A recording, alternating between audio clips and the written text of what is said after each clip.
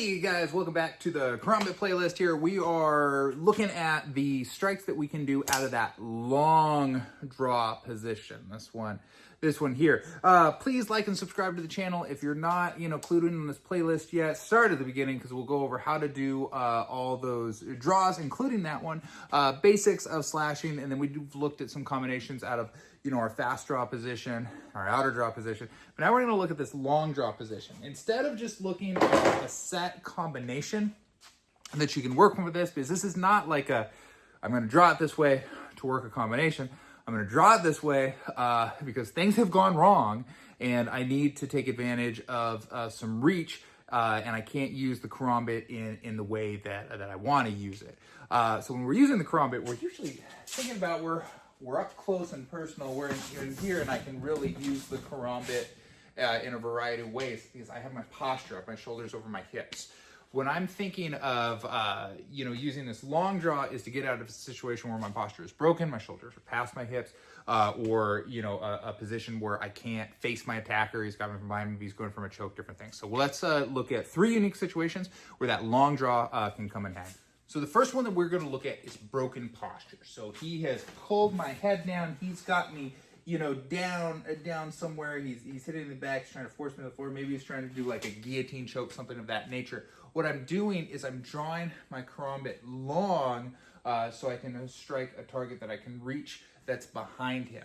One of the things that we got to think about when we're doing this and we're doing these pull cuts and we're striking back in, our motion is coming towards us. So we don't want to cut ourselves. If we're in a position like this, I got to be cognizant if I'm doing something like this, I could also be doing something like this. So the 2 that I really like, and one is that one I've showed you before, that groin strike. So if I'm in a position where I can get, between the legs and then rip out like that, that's going to be good. That's going to turn things in my favor. But if he's got me off to the side, I can't really do that. He's going for that choke. I'm going to throw it out. I'm going to try to insert the blade into the kidney, wrap my hand around, drive it in. This is one of those reasons why I like a single edge on my Karambit, so I can guide it and drive it there. Rip out to the side. Now that I've ripped out to the side, I'm going to go back to my traditional to get it over the top, and then we're, in a position that we're normally wanting to use the Karambit in.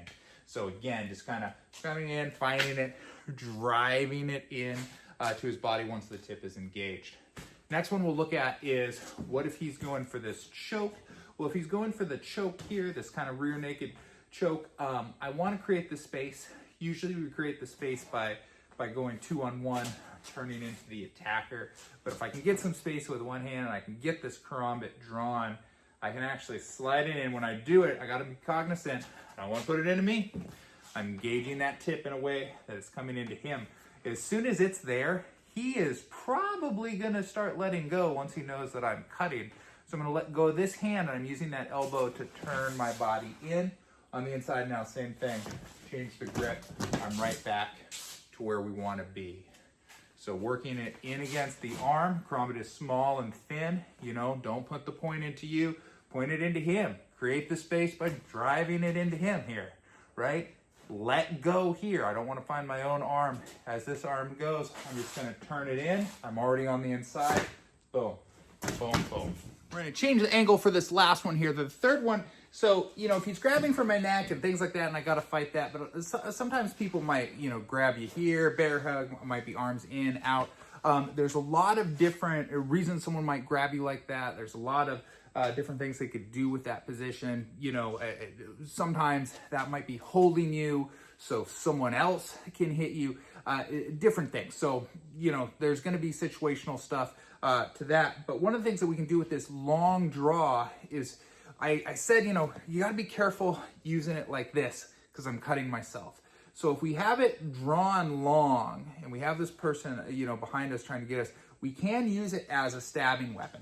The thing about it is this is not a very, my wrist is not secure. If I try to force it in here, I'm not going to get good stuff. So what we have to remember is the Karambit is very sharp, right? And it likes to cut on a pull and drag itself deeper. If you are pushing the Karambit into a target, it wants to push itself in and drag itself in deeper. So all we have to do is if I draw it, I'm gonna find a spot where I can put it in, and I'm not jabbing it in.